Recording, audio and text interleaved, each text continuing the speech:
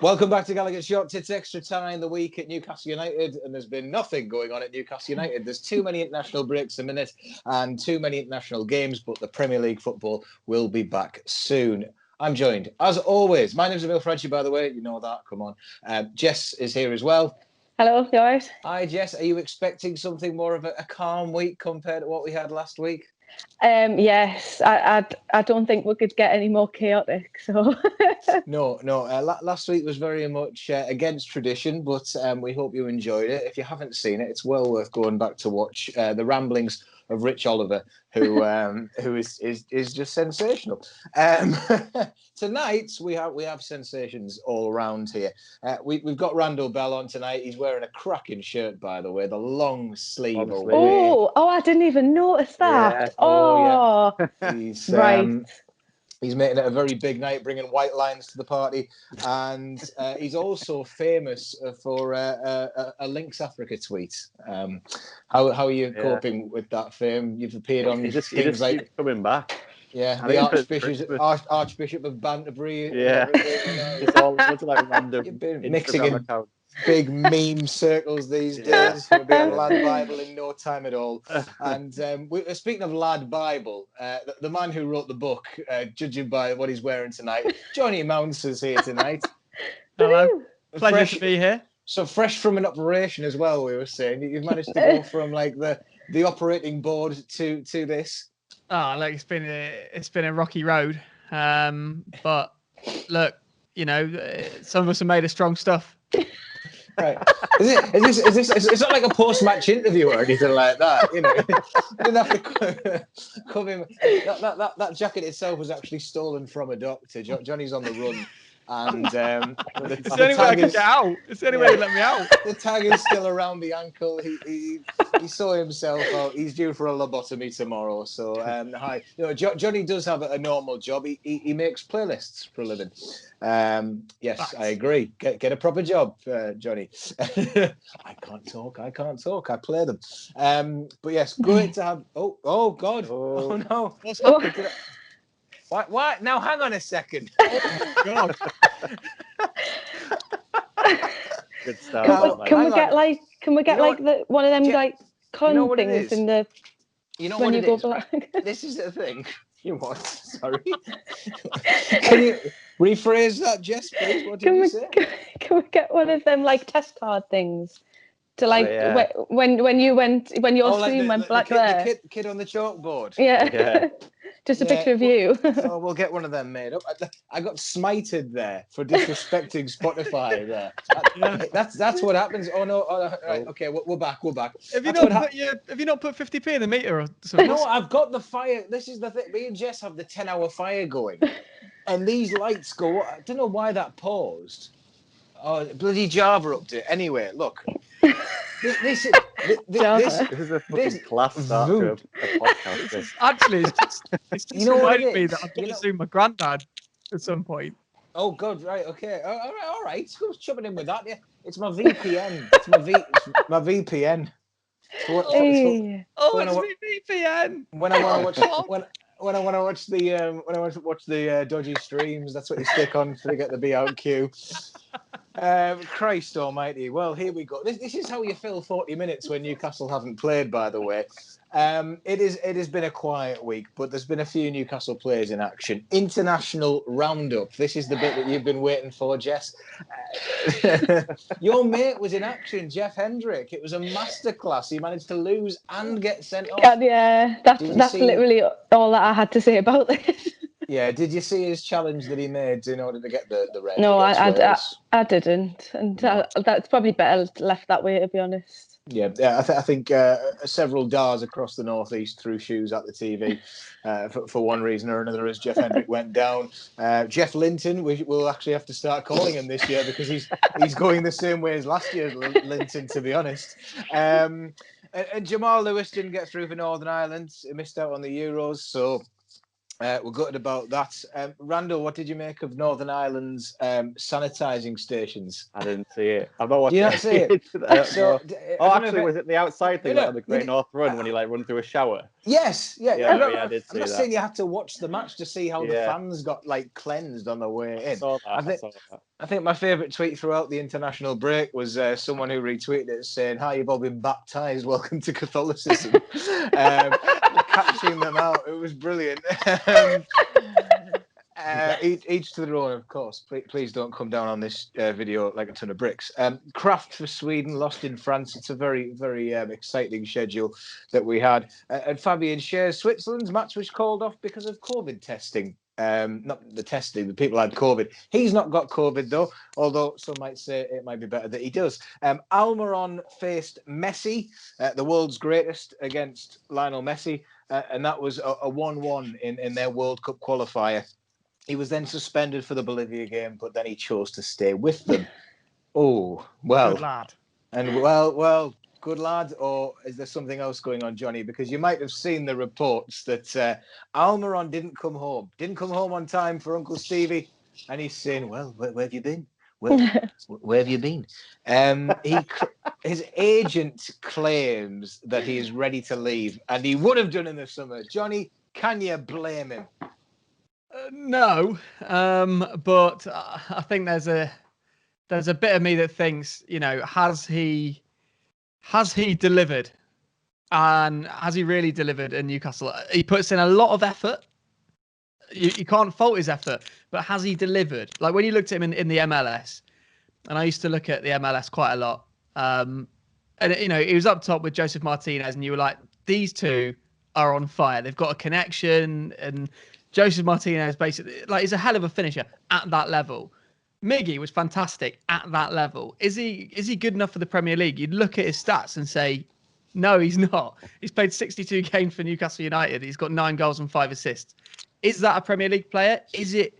If I was an agent, would I be saying he shouldn't be at Newcastle United? He should be performing at a higher level? Not sure.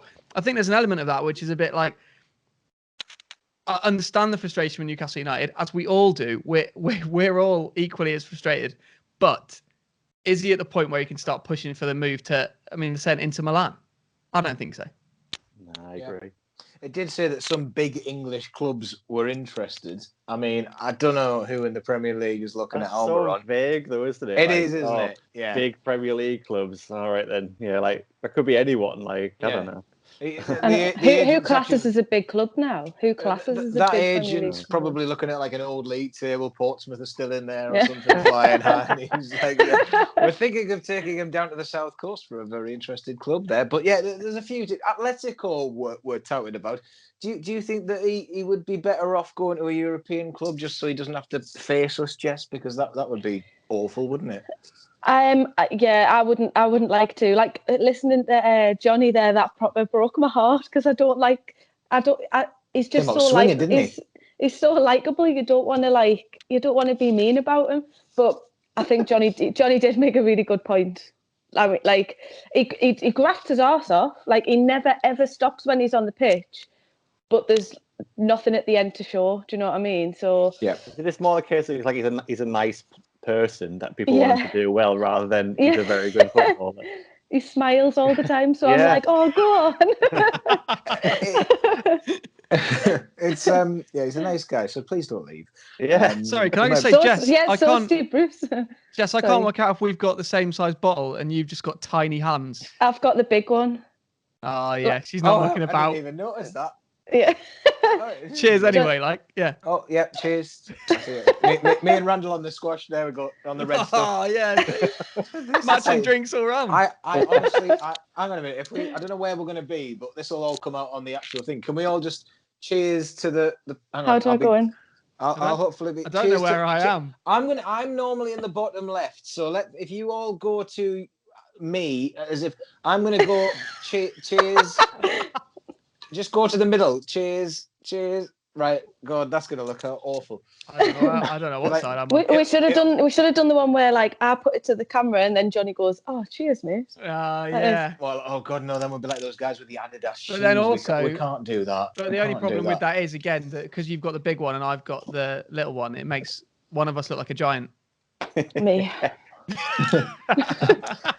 That's either going to look really good or it's going to look like when Jimmy Fallon had Usher doing some big sing-along, and they must have told Usher that he was going to be in the middle, but he's in the bottom left, and he's looking just at nobody at some point. Going, it's brilliant. Try and find the link. I need to see you know exactly what's happened there. Usher, before they did that, has pissed off someone in the production team who's just gone, you know what, fuck you.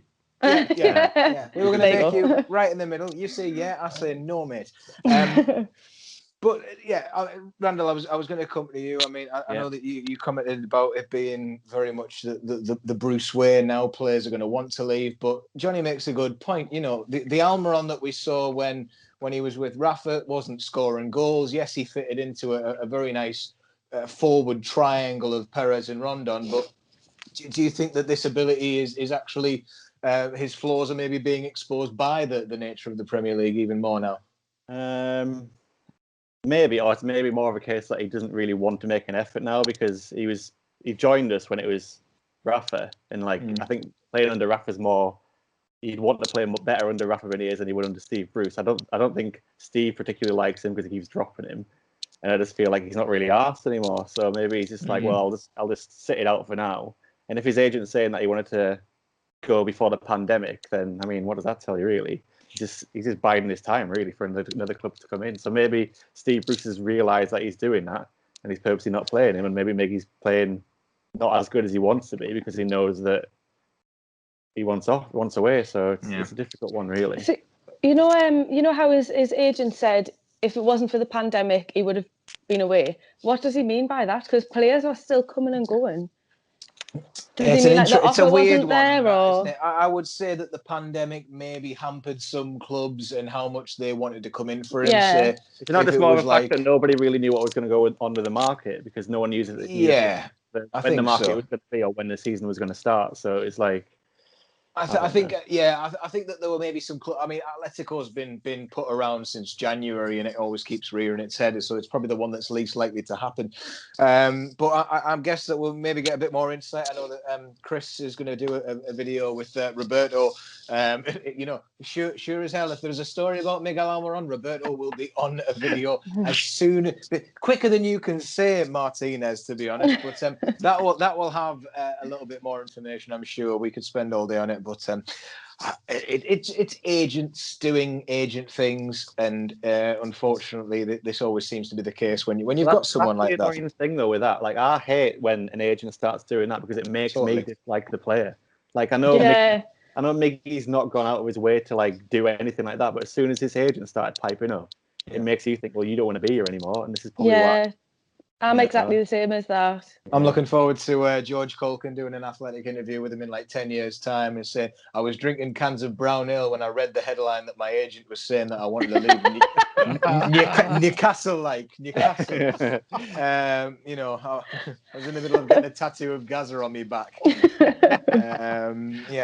Miggy from Benwell, as what we call him. Miguel Almiron sits in his one-bedroom apartment looking at the Stadium of Newcastle. Now dwarfed by the hotels around it. One single tear drops from his eye. He offers me a bag of pork scratchings. I decline. Anyway, I could go on. No, that's just the Athletic are just tremendous articles, as you will be know. Speaking of bad luck for Paul Dummett. I'm really gutted about this. Johnny, as a man who's recently gone through an operation, how big? What a link. Yeah, hey, it's seamless. If anyone watched it last week, they'll know that my things were seamless last week against the odds. Johnny, you've been under the knife, a quick tummy tuck or something like that. Paul Dummett's had similar. He's got a recurrence of a hamstring issue, which is now ruling him out. But Johnny, as someone who has been injured, to get that recurrence, how frustrating is that? Yeah, it's annoying, isn't it? I mean, there's nothing worse than, I can relate to this. I did my injury. I then went back to football, playing for the mighty Old Tennysonians FC, and made it worse. So there is nothing worse than going back, thinking you're fit, having playing a game, and then realizing it's much worse than that. And I think it's especially harsh on Dummett, who is he's probably one of my favourite Welsh players. and I think he's been incredibly unlucky. It is. It's a real shame. And I mean, as bad as it is, I'm sensing, Paul maybe might have done this to himself. He smells blood. Steve Bruce, he might be a few more losses away from getting the sack. Paul Dummett, player manager. Let's see it. Let's have it. Let's have it. Right as well. Let's have it in there. Paul Dummett in the sidelines. Can't The get any Geordie worse. Messiah. Well, exactly. Yeah. Give it dummy to the end of the season. Yeah. However, this has opened the door to speculation over what we might do in order to strengthen in that area, because we're never seen well stocked, even though Dummett's always there. Jetro Willems is going to be a free agent again soon. God, I don't know what he's actually doing. Is he just like Instagramming himself en route to different clubs around the world and not actually ending up at one? But Jess, would you be open to Willems coming back? We kind of got cut short what was a good-ish season with him last year. Yeah, I was quite disappointed when he went. So yeah, like when he went back. Sorry. So yeah, I'd take him. I liked him. So yeah. It was good, wasn't he? I mean, he had a nice little it's partnership. quite rare as well that he actually wants to play for us. Like he wants to. Yeah, come back. that's it. That I think that might be partly like down why I like him so much. Yeah. It's because he seems like and he's got that little friendship thing with St. Maximin, hasn't he? Which is quite cute. They gelled very well. There were some good games when them two linked up. So, there's a world of possibility there. Does this mean, though, that Jamal Lewis drops to the bench, Randall? Does he move around for him? Yeah, I don't know, to be honest. That is the position he plays, isn't it? It's Lewis's position. Yeah. The other side? So when we got Lewis, that was kind of when we got Lewis, that was kind of like, well, getting Willems back to right off. Yeah, but I think given how what people think of Lewis so far this season, I think 9 people out of 10 would probably take Willems back. He was a fan favourite. He got. We mentioned this a while back about players getting the club and San Maximin being one of them. But Willems was just engrossed in everything about the club. He played up to the fans on Twitter. He was good on Instagram. He was just into it. I mean, he was in the stadium like 3 years before he even signed for us. Yeah, exactly. He was just chilling. I loved chilling around. He was just enjoying it. I really like him.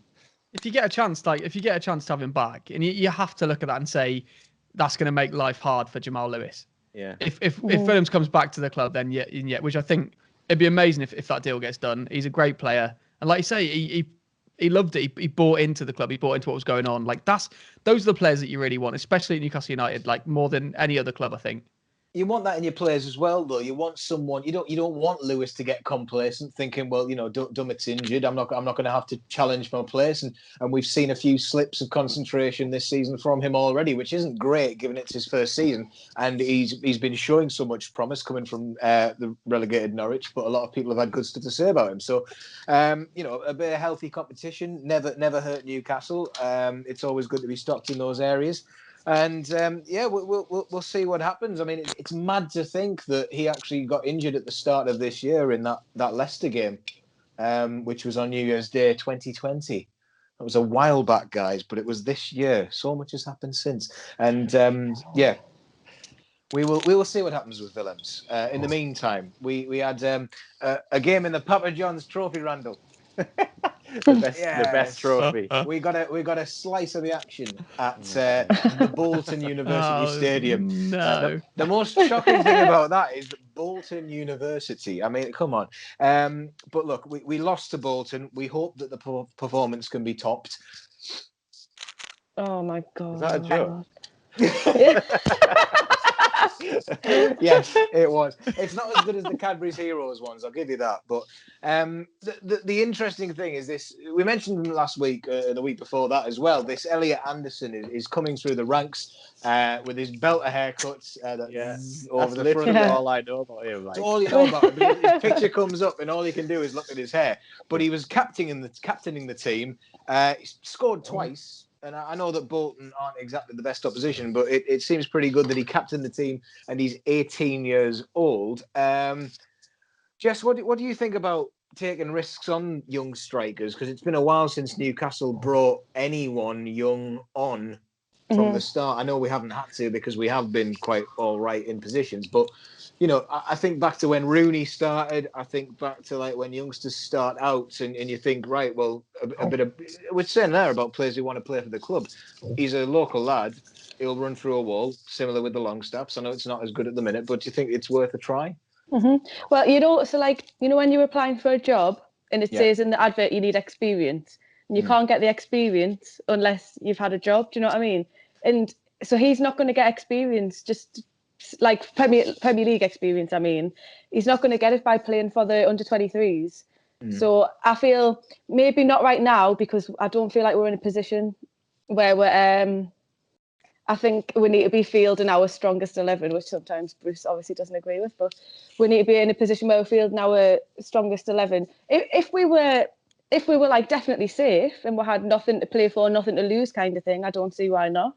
But then didn't people like Rooney come in just on the off chance? I don't know why Rooney started, but you think back to his stunning debut when he scored, I think it was against Arsenal, wasn't it, where he got the winner? And are teams forced into these positions, or do they just say, right, you know, you've played this well at the lower levels, is it time for you to come in? I mean, Randall, what's your view on Newcastle's youth system at the minute? Not as a whole, but just with these players who are coming through the ranks.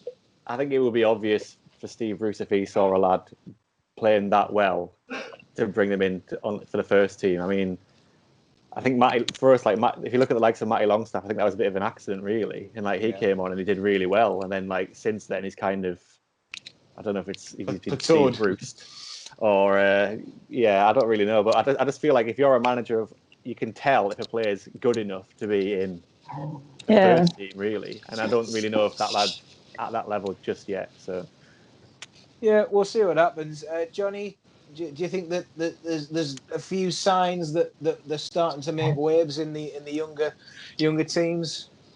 Not really, no. I think when you look at our you're an optimist tonight, aren't you? Really? I think realists.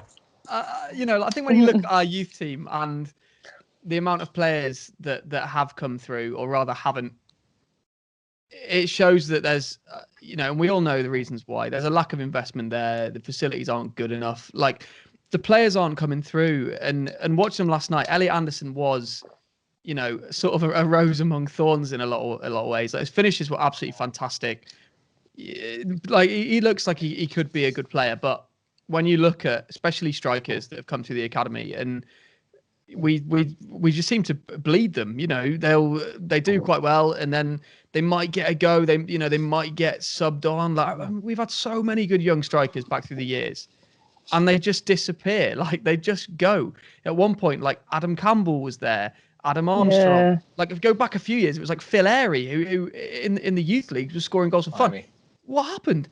We can't seem to get those youth players to make that next step, which obviously we need to focus on. Like, it's not good enough. I don't think that's their fault. And if anybody did see the game, or there was a miss by Traore, which is just absolutely, it's absolutely unforgivable. Is it? Oh God! It does all the hard work, and then goes through, does the keeper. There's a player on the line, and he just spanks it into the side net, and you're like, wow. But that is Newcastle's youth system in a nutshell. Yeah. It does all the hard work, it gets to the end, and then spanks it in the side netting. Spanking it in the side netting. There we go. that might be the name of the video, to be honest. So we'll see what happens. They're not out of that yet, but it's not looking like we're going to have a run like when we played against Sunderland and they celebrated beating the kids 4-0. Let's not forget, in the Papa John's trophy, that they are. I think they're still in, just about, hanging on by a thread. But yeah, I mean, Adam Armstrong, Ivan Toney, apparently we're going to get a bit of money if they get sold on. So come on. Things to get excited about still. That'll go straight back into the transfer. That'll get spanked into Mike Ashley's pocket. Is that what'll happen with that? Legal fees. That'll be a very, very, very loud spank. That would be. Right. That's the name of the video. A very loud spank. Yes, it would be good. On the youth team, Oh God. Can we talk about Ludwig Francillette? Who? Oh, Francillette. So what's he done? I just wanted to say he is massive. just massive. You see him on the pitch, and you're like, you are. And I'm like, can we please? Can we? If one player comes through that YouTube, can it just be him? And just because he's huge. He'd probably get it just by bullying Steve Bruce. He'd probably nick his dinner money. He's massive. Is he more massive than Lascelles? Because Lascelles is quite massive. Yeah, no, I reckon if you put him and Lascelles in, yeah. Is he like massive or is he like massive? A bit of both. Oh, is he? Sorry, yeah. What was the distinction? Massive or massive? Like, is he like tall, big, or is he like big? Yeah. 193 cms, mate. Oh, you've really done your research, haven't you? Is he like now behind the sky? Is he holding you at gunpoint currently, Johnny? Yeah. This is how he gets in the team. Yeah. Johnny's sponsoring him this season. Yeah, Ludwig broke your back, didn't he? That was what it was. Do it again if I pick him up. Ludwig, get yourself in the team, Steve. We know you watch these videos. Get Ludwig in somewhere. Just stick him on. Right, guys. Speaking of selections, teams, and all that, there was something that we thought we would do this week because there's no football to talk about that's gone. And kind of on the whole thing that a lot of Newcastle players that perhaps should be getting chances with England, and it's not happening. We thought that we would try and pick our best Newcastle and England 11s. So it's kind of it's a mess when you start thinking about it, purely on the basis that not many Newcastle players have been called up to England in the last 30 years or so. But we've covered the last 30 years. The criteria is fairly loose, but we said that they have to play for Newcastle for at least 3 seasons. Ideally, they'll have England caps, but in some areas, we simply don't have players that have played for England in those positions. Everyone's looking sheepish right now because not everyone is sure what's about to happen. So, who wants to start? I'll start with a goalkeeper if you'd like.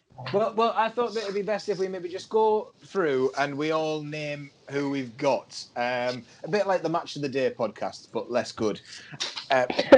So yeah, let's go for goalkeepers. Obviously, goalkeepers are a bit of a free for all because we've only got a handful of English goalkeepers in the last 30 years. We are doing for the last 30 years here.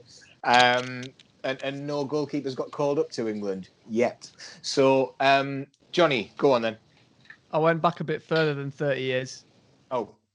It's out the window already. Was that a rule? Yeah, within reason. Why have you put like Jackie Milburn up front? Oh, Alan's got it. He's on my list. In the sub. It's in the subs. Oh no, I haven't done subs. I've listed as many players as I could, and then I'm trying to wangle together some kind of formation. Let's just say that this is a bit of a free for all. English people who've played for Newcastle that you would put into the English team, but I think I've done all right, Johnny. So how far back have you got? I went back a little bit further than Jackie Milburn. I've gone back to 1901. Right, okay. Okay. Good start. The clubs, when Newcastle had been around for 9 years. Yeah, it was halcyon days. It was an incredible time. People were happier then. Yeah. And the man that I've chosen is Matthew Kingsley. Oh yeah. Oh God, yeah. There were a lot of rumours at the time that they'd just sign him off YouTube. But yes. Yeah, Johnny, what's his XG? 10. Right. What does that mean? But look, for me, fantastic keeper. Played in the same England team as Billy Bannister, Billy Beats, and you can never forget Jimmy Crabtree. One cap. Oh, Crabby. Crabby. One cap, 1 win. He didn't score, but not bad. Yeah. What appearance? No goals. Good for a goalkeeper. Not bad at all. Thank you for that one, Johnny. Jess. Fraser Forster. You got Forster in the end. Yeah. Forster's kind of one of those ones that keeps knocking on the door but never got there, did he? And Randall? Well, I chose Dave Besant, but then you said Fraser Forster, so I chose him instead. You got for Forster instead. Well, we'll have Besant instead. Purely based on the fact that he played for England. No, for Newcastle. He played for Newcastle. That's why he got in the team. No, for longer than Dave Best did. So. All right, okay. Who did you go, Mil?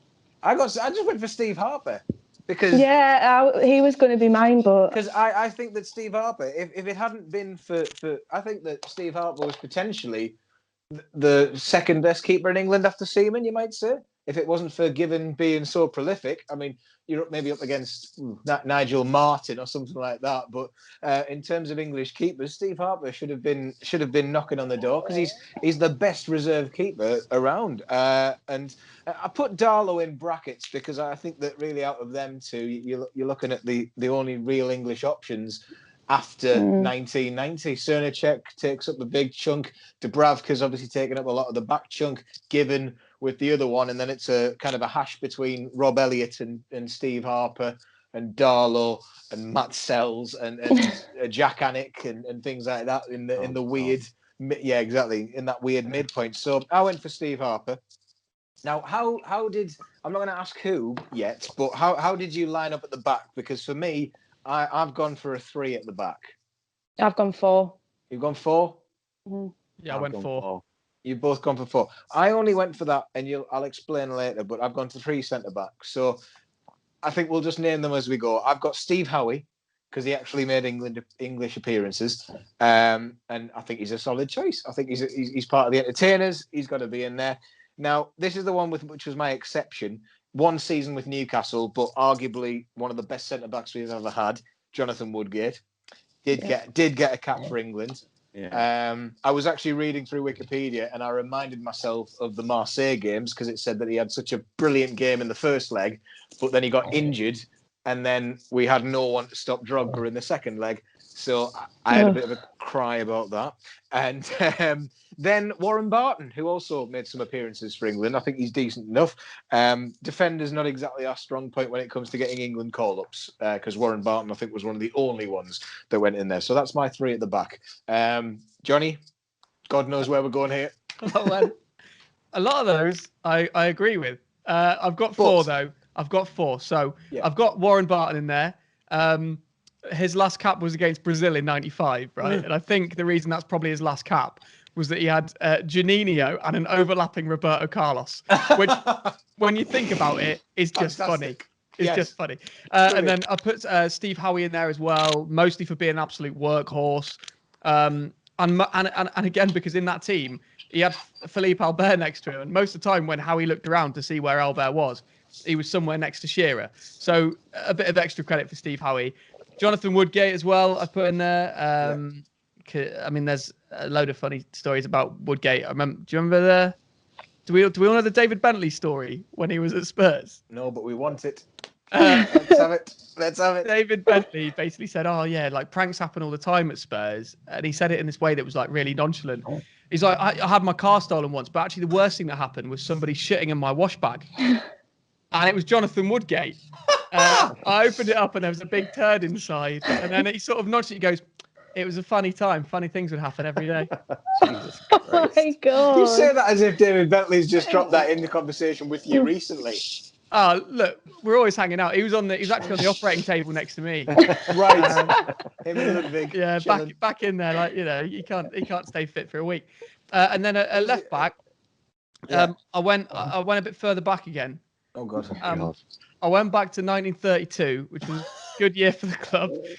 Samuel Weaver played against Scotland in his debut. Oh yeah, you will remember. Yeah, he had a really big Instagram account. See, now that you both said that, I'm actually concerned that I don't know who that is, but I know that now you're not being serious. I feel out of depth. He played against Scotland in his debut, lost, played them a year later, and won, which I love. And that's the Scotland captain that he beat was called Jimmy Crapnell.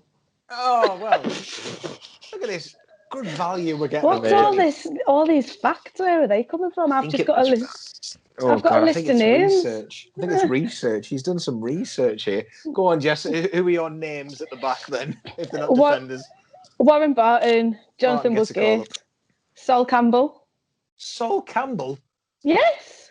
Yeah, I've got him as well. And And Stuart Pearce. That's my exact thought. Oh, look at this. You can tell who's done the work here. Amazing. Sol Campbell making it in there purely on the basis that he played for us Well, briefly. on your rules, technically, Sol Campbell, Woodgate, and Pearce shouldn't be on there at all. Because I know, but I didn't expect you to. I thought that you might have tried to maybe go for at least another Englishman or something like that. But yeah, it's all right. That's okay. I think Samuel Weaver's been hard done by. He is, yeah. By both of you there. In the votes, he's not going to make it through the next round. Right, midfield. I've gone for 5. I've got 2 very good wingers. This is where Newcastle are quite well stocked in terms of England players, actually, centre mids in particular. But I've gone for 3 centre mids, a left and a right. This is where it'll go a bit out the window. But my left midfield, I went for Kieran Dyer. Yeah. Simply because he was the only Newcastle player that was getting called up for years. It was always like, England are playing, Kieran Dyer's got a call up, England are playing, Kieran Dyer's going, which obviously was one of the things that led to his attitude problem with Sir Bobby and his general erosion as a Newcastle favourite and becoming a bit of an arse before he went to West Ham and his career absolutely flops. So karma gets you. But yeah, Kieran Dyer in there, because he was kind of a little player once against Sheffield Wednesday, I think. And then in the middle, David Batty, obviously, has to be there. Character every team needs. And I think it'd be also pretty funny to have him alongside the next player, Nicky Butt, because obviously they had their altercation. So forgot about him. I like the idea of Nicky Butt and David Batty finally playing with each other. Not like that. I mean, I'm not filthy or anything. And then you're going to have the greatest midfielder of all time, Rob Lee. Who I don't think had that many England caps, but I think he deserved more. But yeah, Rob Lee's one of my favourite players all time. And then Beardsley on the right. Because he might be able to get for you, maybe chicken wrap or something like that. I played in Italian nightmare, man. So Peter Beardsley from Newcastle, like. And that's my midfield. So, Johnny, let's get back in the TARDIS, shall we? Where are we going? Actually, I've been a bit more sensible with my midfield. 1940s. It was the wartime games. Oh, they were the best ones. I mean, I enjoyed those more than any. Yeah. I've gone right wing, Kieran Dyer. Oh God! Oh Sorry. God, no! Sorry. Don't just clip. Don't just clip that. Out of context, extra time. Oh my word! Oh. I love the 40s. I've gone right wing. Oh no! Oh no! Dear me! I wonder why you're wearing that white jacket, Johnny. I can see it now. I tell you now, you've got the lighting in there, just not really showing off your really blonde hair. The video, but it might not be the audience that you want. Yeah, that sweat is letting the hair dye just drip down now. I can see those blonde locks. Go on then, please. On the right wing. Brilliant. Not me. No. Kieran Dyer. Kieran Dyer on the right. Yeah. Although he played it right back for England as well. I had him as a bit of a right wing back for me. I don't know why Peter Beardsley would be playing right wing back, but that'd be fun to see. Stop the foreign lads getting through. As he has done for years. Yes. Because the only thing that David Batty hated more than himself was football, and he took it out on everyone, and I love that about him. Totally. David Batty has to be in there. Yeah, next to Rob Lee, who's just class, and then on left wing, Chris Waddle. Waddle, I thought it was going to be a throw up between Beardsley and Waddle with that position. So yeah, Waddle's a great shout. While I've said Waddle, a lot of people, whenever you mention Chris Waddle, bring up the fact that he worked in a sausage factory. Yes. I just want to make it clear that Chris Waddle never actually made sausages. He made the seasoning that goes on sausages. Yeah, I read that on Wikipedia before. I'm glad. I'm glad that you did it. Randall, I'll come to you this time because Jess cruelly snatched away all of your defenders. So. Sorry. Yeah. So on the right wing, all right. We'll just change it up. I've got on the right wing, Kieran Dyer. Then I'm on Gaza and Beardsley in the middle, and then Chris Waddle on the left wing. Whoa, that's a proper. Apart from Dyer, it's a proper Geordie faithful there. I like it. Nice. Why why would you go for Beardsley still? Can you tell us a bit more about Beardsley? Just he was like my idol growing up, to be honest. So I just thought, throw him in the mix. But ever since what's happened recently, a bit controversial, isn't it?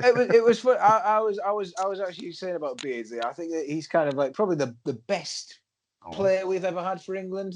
Also at Newcastle, I've got to be up there. Jess, is yours much different? No, I think I've got a feeling mine's the same.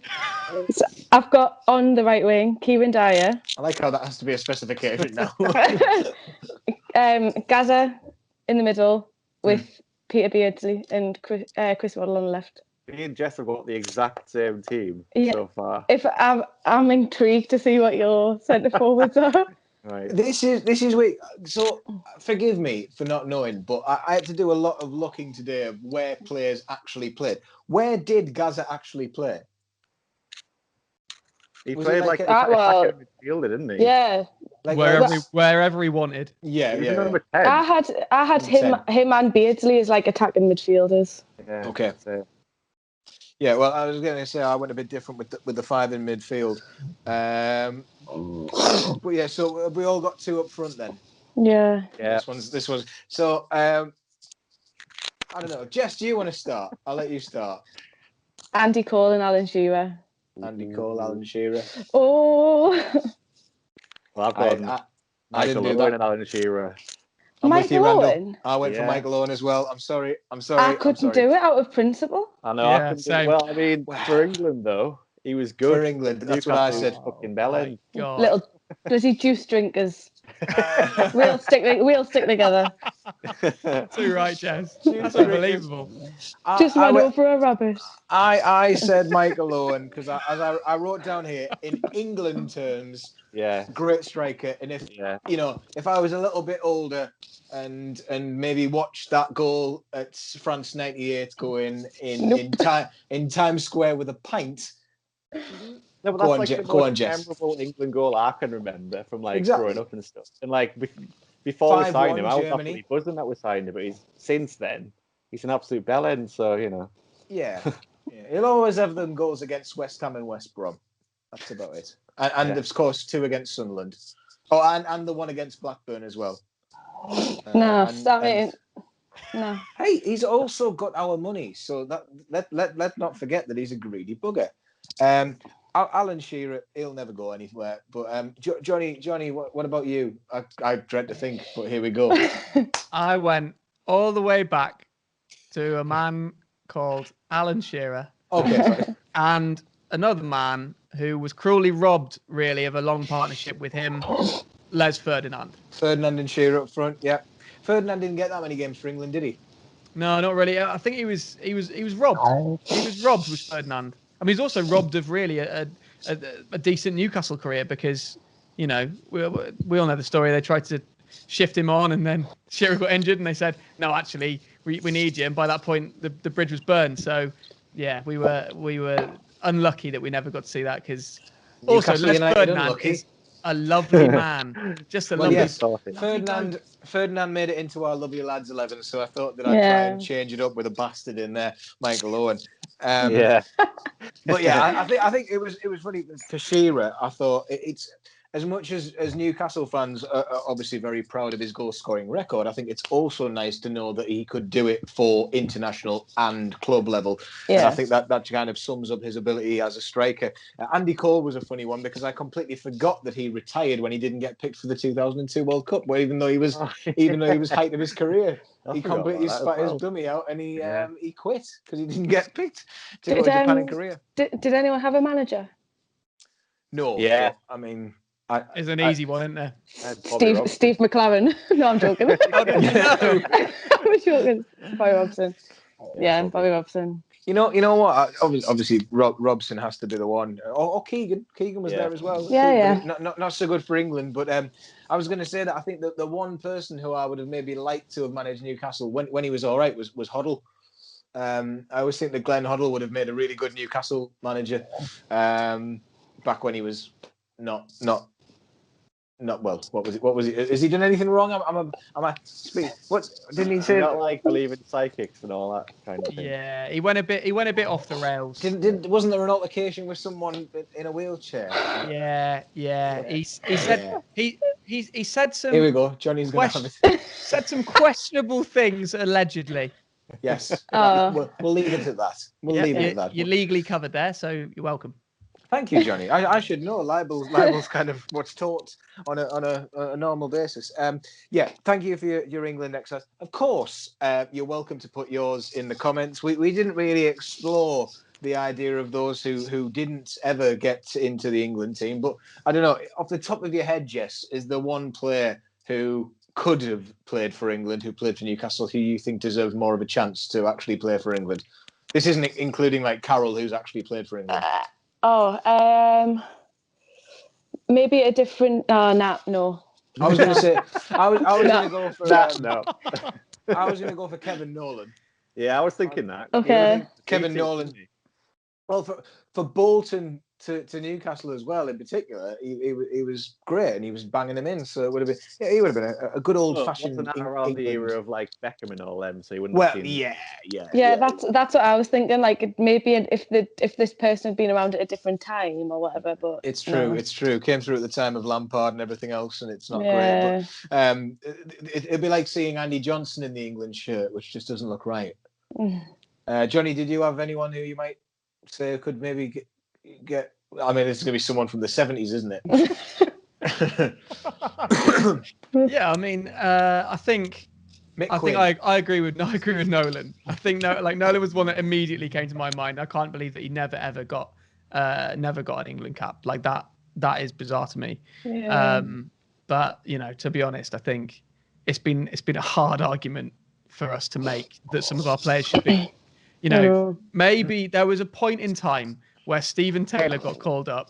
That's who I was going to say. And he did sit on the bench and he never got on.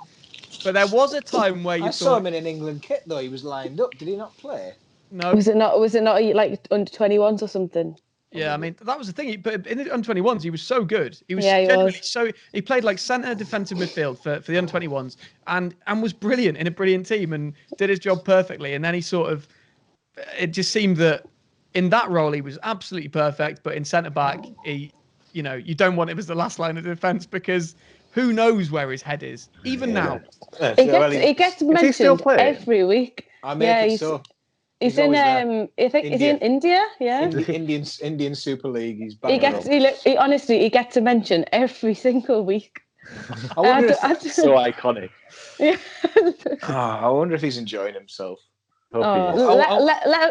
Leave a comment and let us know if you are. Yeah. Stephen Taylor's watching. Imagine the scenes. But yes, feel free to chime in with your own Newcastle United England best 11. But believe me, it's very hard as we've picked most of the players who actually did appear. There's no glaring omissions. Let's end on a high note. Looking ahead to the weekend. Newcastle are first up to get humiliated again. For some reason, had us on a Friday. Now they've got on the 12th. We played a 3:00 Saturday game recently. I can't really. We're very much box office for Sky at the minute. So they are well, not proper box office, but they are very much allowing. But every game's on now, so it doesn't really matter what time it is. Last time at home against Chelsea, I forgot it was at home. I'll be honest. I thought we were away, but like it matters. Hayden's winner. Well, there is hope that Wilson might play. God, I know that was at the start of this year. That was one of the last times one of the. I think, in fact, that was the last time we won at St James's Park with a crowd. It was it was a week or so after or before the Everton game because we robbed that at the last. We robbed that at the end and we robbed that at the end as well. Yeah, smashing the grab. Shitty end of January that was, but what a time it was. But yeah, Chelsea have got Pulisic, Havertz missing. Injuries, of course, not just like lost them on the international break. Chilwell might be back. Fantasy Premier League managers might be pleased about that. Newcastle not so much. But guys, I'd normally go and ask about what the game's going to be like, but we haven't got time, so I'll just get quick predictions from you first. Randall, please. I think Chelsea will beat us 2-0. 2-0. Johnny, do you think there's any chance? Oh God, nope. Maybe No. if Tom Weaver was in there. Tom Weaver, Craig Weaver, or whatever his name was. What I think the man you're looking for is Samuel Weaver. Samuel Weaver. If he was playing at left back, I mean, let me tell you, things would be different around here. The quick Paul Dummett wouldn't get a look in. No, he'd have to go and play for Wales again. But he obviously realised Giggs' an absolute snake and is never going back. So good lad. But in answer to your question, Anger tonight. Yes. As I'm staying on topic, I think Chelsea will score a minimum of 3, and we will score a maximum of 1. Okay, so 3-1. Thanks for that. Jess, what are you going for? 2-0 Chelsea. 2-0 Chelsea. See, I want to try and look on the bright side and think that they're going to beat us 3-2. At least we got 2. Well, I'm just thinking that the way that West Brom got a few, the way that Southampton got a few. Ugh. I'd take a horrible scrapey draw. Horrible scrapey draw. Yeah. Go on then. I will neck the line and 3-3. I don't know.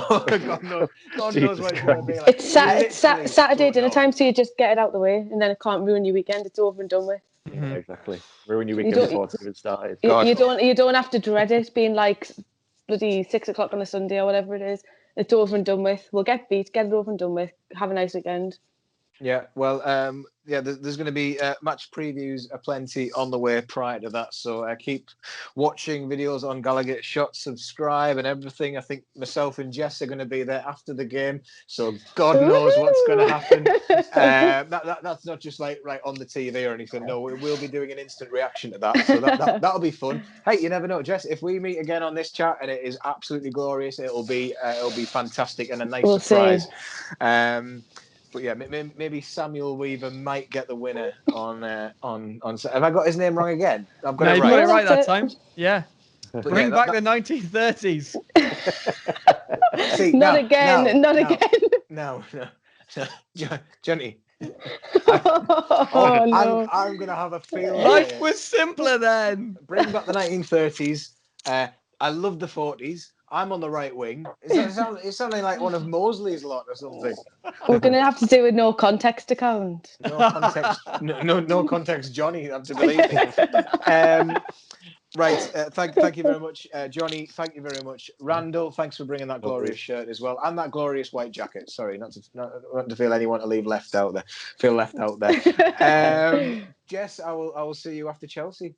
Oh, you will. I will. And just before I go, Mike Ashley is still a prick. He's not a hero. Remember that.